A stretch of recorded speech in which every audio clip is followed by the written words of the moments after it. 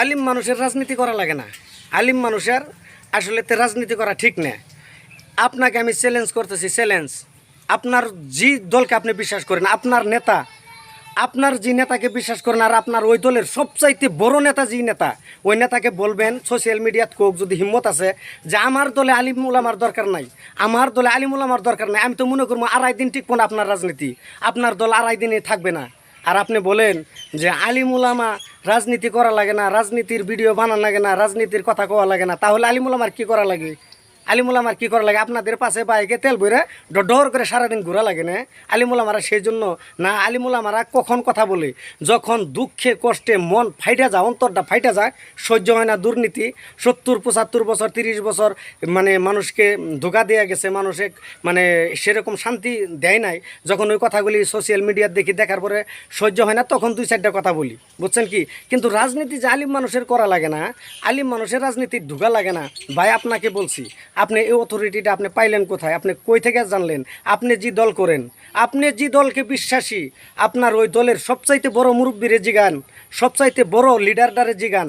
দেখেন গাবালা কত হুজুরের বাড়িতে বসে এইভাবে মাথা বাইতে দিতেছে, হুজুর দোয়া করেন আর আমাকে একটু বুদ্ধি পরামর্শ দেন।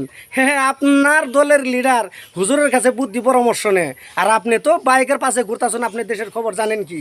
আপনি আবার আমারে বলেন যে আমি রাজনীতি করা লাগে না। কেন আমার রাজনীতি করা লাগে না? ও আমার ভোটের দরকার আছে, আমার রাজনীতির দরকার নাই। আমি ভোট খালি দিবার পাবো আর আপনাদের পাশে পাশে ঘুরবো, এটাই আপনারা ভাবেন? অসম্ভব না, সত্য কথাগুলি বলতে হবে। আমার যদি কথার ভিতরে ভুল হয়েছে, আপনি দুটো একটা কমেন্ট করে এটা হ্যাঁ বলতে পারবেন মানুষ হিসাবে। আমি একজন মানুষ, আপনি একজন মানুষ, আমার একটা কথা ভুল হয়েছে, আপনি সংশোধনটা করে দেবেন। মানুষই তো মানুষের সংশোধন করে।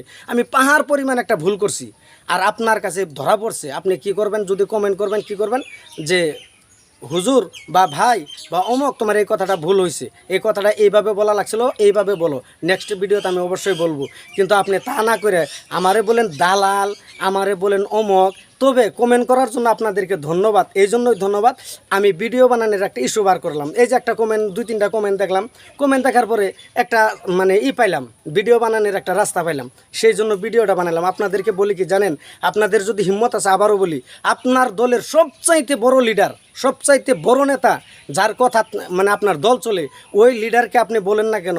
সোশ্যাল মিডিয়াত বলুক, হিম্মত যদি আছে, যে আলিমুল আমার দলের দরকার নাই। আমি আড়াই দিন কইছিলাম না আগে, এখন তো কই যে আড়াই মিনিট থাকবে না আপনার দল। কারণ কি জানেন?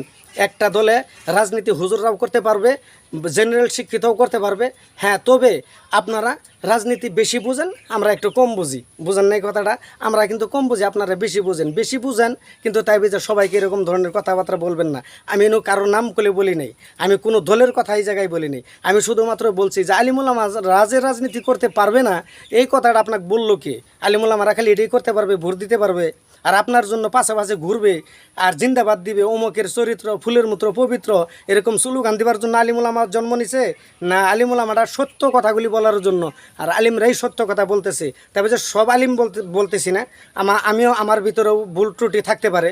এই যে আমি যে বহুত ভিডিও দিচ্ছি, কোনো ভিডিওর ভিতরে ভুল থাকতে পারে, আমি মানুষ হিসাবে ভুল থাকতে পারে, কিন্তু ভুলগুলি আপনার সংশোধন করে দেওয়া লাগে। কিন্তু এরকম ধরনের মন্তব্য আমার পছন্দ হয় না, যে আলিম মানুষ যে রাজনীতি করতে পারবে না। ভারতবর্ষর চারিদিকে খেয়াল রাখে দেখুন না, কত বড় বড় রাজনীতিবিদ হুজুর মানুষ, আর ওনাদের পিছে পিছে আপনাদের মতো কিছুগুলি সবাইকে বলি নেই, সকল জেনারেল শিক্ষিত মানুষকে বলি নেই, কিছুগুলি আপনাদের মতো কিছুগুলি মানুষ জায়গায় দেখেন ওই হুজুরের পাশে পাশে বাইক দিয়ে ঘুরতেছে।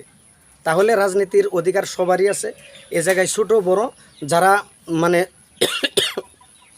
ভোটার, সবেরই রাজনীতির অধিকার আছে বলে আমি মনে রাখি। তা আমার কথাটার ভিতরে যদি কেউ খারাপ পাইছেন, তাহলে আমাকে ক্ষমার দৃষ্টিতে দেখবেন, আমাকে কমেন্টের ভিতরে সংশোধন করবেন। তো যে ভাইরা আমাকে কমেন্ট করে দালাল বলেন, ওই ভাইদেরকে অসংখ্য ধন্যবাদ।